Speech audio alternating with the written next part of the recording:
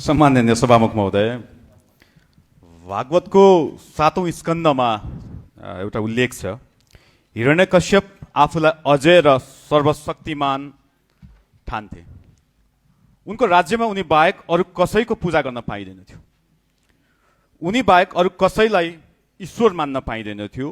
र जब उनकै छोरा प्रहलादले प्रश्न गरे, सत्य बोले, त्यो प्रश्न नै अपराध ठहरियो। बाबुले छोरालाई डराउन खोजे, डुबाउन खोजे, हात्तीको खुट्टा मुनि थिचाउन खोजे। प्रश्न गर्नु नै त्यो राज्यमा सबैभन्दा ठुलो पाप थियो।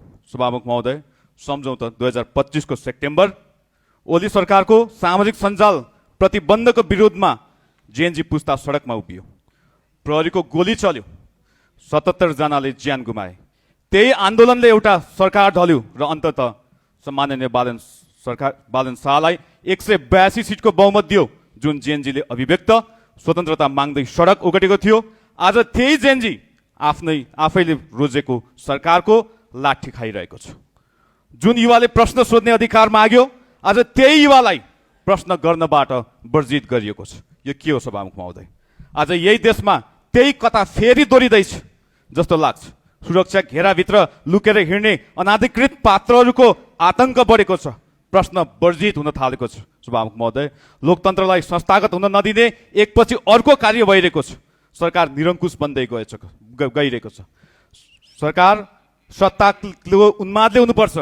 म सबै त भन्दिनँ। विवेकशील अभियान, जेएनजी मुभमेन्ट, अभिव्यक्ति र प्रेस स्वतन्त्रता र नागरिक सर्वोच्चताका लागि लडेर आउनुभएका सत्ता पक्षमा बस्नुहुने माननीयज्यूहरूको मुखमा टेप लागेको छ।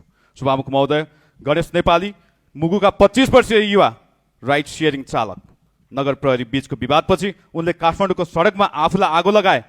उनको अपराध के थियो? गरिब हुनु, सडकमा काम गर्नु, वा राज्यसँग आफ्नो दुःख राख्नु? दुःखबाट बाटो रोजे पश्चात सरकारमाथि चौतर्फी प्रश्न उठ्यो। हामी प्रतिपक्षी दल, सञ्चार माध्यम, सचेत नागरिक समाज तथा सर्वसाधारण नागरिकले सरकारलाई प्रश्न गर्यौँ। एउटा नागरिकले आफ्नो ज्यान गुमाउनु पर्दा पनि सरकारले आत्मसमीक्षा गर्नुपर्ने थियो। तर भयो के भने, मलाई प्रश्न सोध्ने हिम्मत कहाँबाट आयो? प्रश्न सोध्ने त को होस् भन्ने शैलीमा सरकार प्रश्न उठाउनेहरूमाथि प्रतिशोध साध्न अघि बढेको छ। ठ्याक्कै हिरण्यकश्यपले प्रहलादलाई सोधे जस्तै, तँलाई सत्य बोल्ने आँट कसले दियो भने जस्तै। गणेश नेपाली प्रति हामी राजनीतिकरण गर्ने पक्षमा छैनौँ, तर पनि गणेशले दुःखद बाटो रोजे पश्चात सरकारमाथि चौतर्फी प्रश्न उठ्यो। हामी प्रतिपक्षी दल, सञ्चार माध्यम, सचेत नागरिक र सर्वसाधारण नागरिकले सरकारलाई प्रश्न गरे। उक्त घटनालाई सरकारले आत्मसमीक्षा गर्नुपर्ने थियो। तर गृहमन्त्रीज्यू स्वयं रोस्टेममा उभिएर जवाफ दिने, आफूलाई करेक्सन गर्ने भन्दा पनि इमोसनल हुँदै संसदहरूमाथि धम्कीपूर्ण भाषामा हुर्मत लिने काम गर्नुभयो। जुन आपत्तिजनक विषय हो, सत्ता र सरकार सञ्चालन गर्ने जिम्मेवारी लिए पश्चात प्रश्न उब्जिन्छ र हामी त्यही निरन्तर प्रश्न गरिरहन्छौँ। नागरिक साध्य होइन, नागरिक साध्य हो सभामुख महोदय, साधन होइन भन्ने विषय उहाँले बुझ्न जरुरी छ। सुरक्षा घेराभित्र लुकेको केही ग्याङको एक अनाधिकृत व्यक्ति जबरजस्ती सरकारले उठाएर खोला किनारामा डुबाउन लागेको सुकुम्बासी बस्ने कृतिपुर स्थित होल्डिङ सेन्टरभित्र प्रवेश गर्छ। उसैले प्रहरी प्रशासनलाई आफ्नो औँलामा नचाउँछ। मिडिया र अन्य व्यक्तिले प्रश्न गर्छन् र यथार्थ देखाउँछन् भनेर उसले सेन्टरभित्र अरूलाई प्रवेश गर्न निषेध गर्छ।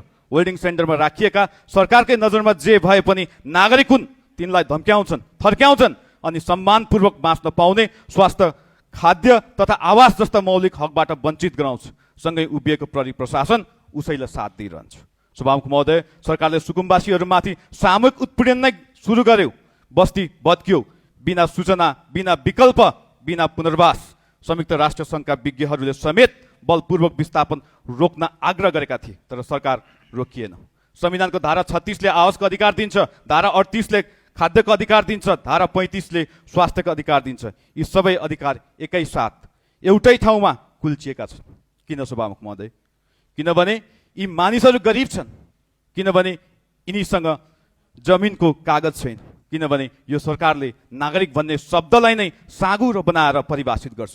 धन भएको, कागज भएको, मौन बसेको होल्डिङ सेन्टर आफैमा एउटा अपवादको ठाउँ बनेको छ, जहाँ सामान्य संवैधानिक सुरक्षा लागू नै हुँदैन। हो त्यसैको विरोधमा मस्जिद अन्सारी लगायत अभियन्ताहरूले प्रश्न गर्छन्, विरोध गर्छन्। यिनै त हुन् त्यही जेएनजी पुस्ताका अभियन्ता जसले सेप्टेम्बरमा सडक ओगटेर यो सरकारलाई सत्तामा ल्याए। आफैले ल्याएको सरकारकै लाठी आज उनीहरूले खाइरहेका छन् अनि त्यही अनधिकृत व्यक्तिहरूको निर्देशन दिन्छ र प्रहरीले माझी सहितका अभियन्तामाथि लाठी र बुट बजाउँछ। सुन्नै नसकिने तल्लो स्तरको भाषा प्रयोग गरेर गाली गर्छ, लछार पाटो लाउँदै थप यातना दिन्छ। हिरण्यकश्यपको राज्यमा प्रहलादलाई सताउन होलीका आइन्, त्यही काम प्रहरीको वर्दी लगाएर आज भइरहेको छ। सभामुख महोदय, यही अलोकतान्त्रिक र गैर जिम्मेवारपूर्ण हरकतमाथि हाम्रो पार्टी सभापतिज्यू लगायत नेताहरू, सञ्चार माध्यम, नागरिक समाज र सर्वसाधारण जनताले समेत प्रश्न उठाउँछन् र सरकारको उक्त कदमको विरोध गर्छन्। सरकार भने 182 सिटको प्रचण्ड बहुमतमाथि किन प्रश्न गरिस् भन्दै सभापतिज्यूको घर अगाडि गाडी लगेर पार्क गर्छ, त्यो पनि प्रहरी प्रशासनकै सहयोगमा। शङ्कास्पद लागे पश्चात समुदायले प्रहरीलाई शान्ति सुरक्षा खोज्छ। विडम्बना, प्रहरी मूक दर्शक बन्छ र दिनभरि गाडी पार्कमै छाड्छन्, बाटो जाम गराउँछ, आतंक सृजना गर्छ। समुदायले गाडीको मालिक चाहियो भनेपछि हतारमा प्रहरीले हामी मिलाउँछौँ भन्दै गाडी लिएर जान्छ। सोमबारको घटना सभापतिज्यूको घरमा मात्र भएको होइन सभामुख महोदय। कान्तिपुर अनलाइन खबर जस्ता प्रतिष्ठित सञ्चार माध्यम अगाडि पनि त्यस्तै गाडी छाडेर हिँडिन्छ, त्यो पनि सत्तारूढ दलकै नेताको गाडी। सुकुम्बासीको होल्डिङ सेन्टरमा भएको दमन होस्, गणेश नेपालीको मृत्युपछिको प्रश्नमाथिको बदला होस्, वा सडकमा गाडी छाडेर सृजना गरेको यो त्रास होस्, तीनवटै घटनाको आगो एउटै ठाउँमा गएर जोडिन्छ। प्रश्न सोध्नेलाई सजाय दिने प्रवृत्ति सरकारको छ। सभामुख महोदय, यसमाथि थपिएर गृहमन्त्रीज्यूले प्रतिक्रिया पनि आउँछ।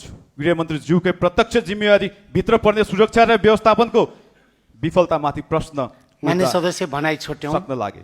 प्रश्न उठ्दा उहाँले जवाफदेहिता लिनुको साटो स्थानीय सरकारलाई दोष थोपर्ने बाटो रोज्नुभयो। आफ्नै मन्त्रालयको कमजोरीबाट ध्यान हटाउन स्थानीय तहलाई देखाएर पन्छिने प्रयास भयो। त्यसमाथि एउटा नागरिकले ज्यान गुमाउनुको दुःखद घटनालाई समेत राजनैतिक फाइदाका लागि भावनात्मक स्टन्टका रूपमा उपयोग गर्न खोजेको आरोप लाग्छ।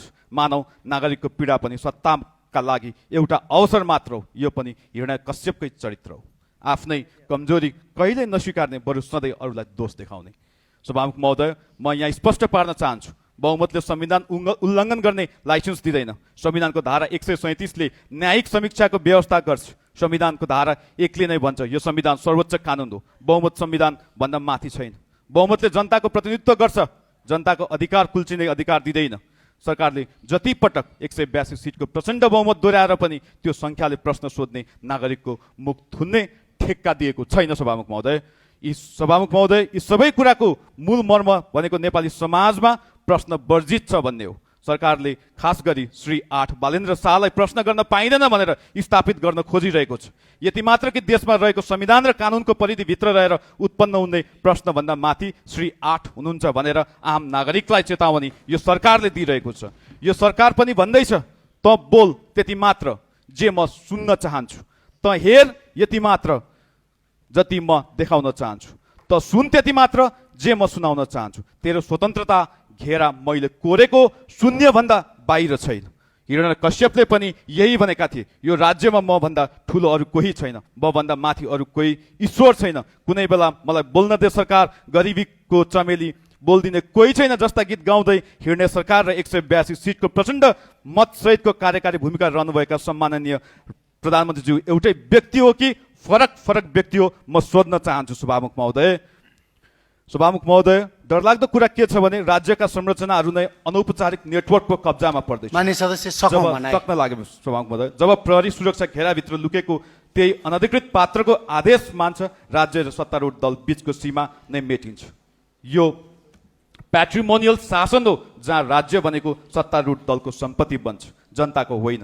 र यो नै हो सभामुख महोदय जुन कुरामा हामी अहिले सबैभन्दा बढी सतर्क हुनुपर्छ। अब यति भन्दै गर्दाखेरि सभामुख महोदय 35 वर्षको कुरा आउँछ।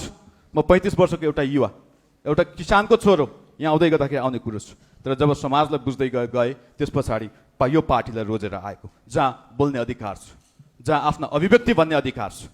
त्यसैले सभामुख महोदय, सरकार निरङ्कुशताको बाटो होइन, नागरिकलाई केन्द्रमा राखेर अगाडि बढोस् भन्दै मेरो अभिव्यक्ति